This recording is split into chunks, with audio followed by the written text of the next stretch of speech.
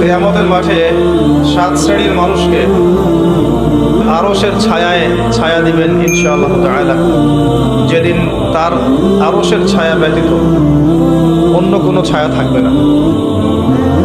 এই 7 শ্রেণীর মানুষের মধ্যে আল্লাহ পাক প্রথম যাদের কথা বলেছেন তারা হচ্ছেন ন্যায়পরায়ণ শাসক, যিনি ন্যায়ের ভিত্তিতে শাসন কার্য পরিচালনা করবেন। আল্লাহ পাক তাকে কিয়ামতের মাঠে আরশের ছায়া। দ্বিতীয় শ্রেণী হচ্ছে সেই যুবক বা যুবতী যে তার পুরো যৌবনকাল আল্লাহ পাকের ইবাদতে কাটিয়েছে। এই সুযোগ আমাদের সবার সামনে এখনো আছে, বলেন আলহামদুলিল্লাহ। তৃতীয় হলো সেই ব্যক্তি যার হৃদয় বা কলব মসজিদের সাথে ঝুলন্ত থাকে, অর্থাৎ সে মসজিদে জামায়াতের সাথে নামাজের পাবন্দি করে। এই সুযোগও আমাদের সবার সামনে আছে। আল্লাহ পাক আমাদেরকে তৌফিক দান করুন, আমিন। চতুর্থ শ্রেণী হচ্ছে সেই দুই ব্যক্তি যারা পরস্পরকে শুধু আল্লাহর সন্তুষ্টির জন্য ভালোবাসে, একজন আরেকজনকে শুধু আল্লাহর জন্য মহব্বত করে, দুনিয়ার কোনো স্বার্থে নয়। এই সুযোগও আমাদের সামনে আছে।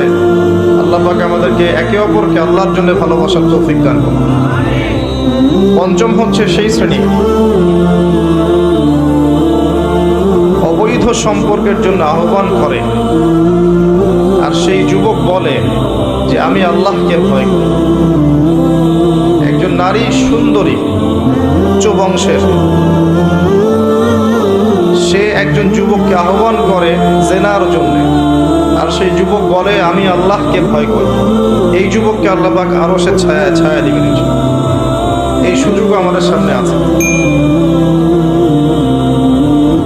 ষষ্ঠ সেই ব্যক্তি যে এত গোপনীয়তার সাথে দান খয়রাত করে যে তার বাম হাত জানে না ডান হাত কি দান করবে। এই সুযোগ আমাদের সামনে আছে। আল্লাহ পাক আমাদেরকে কবুল করুন। আর সপ্তম হচ্ছে সে ব্যক্তি যে ব্যক্তি নীরবে নিভৃতে আল্লাহকে স্মরণ করে, আল্লাহর জিকির করে, আল্লাহকে ডাকে।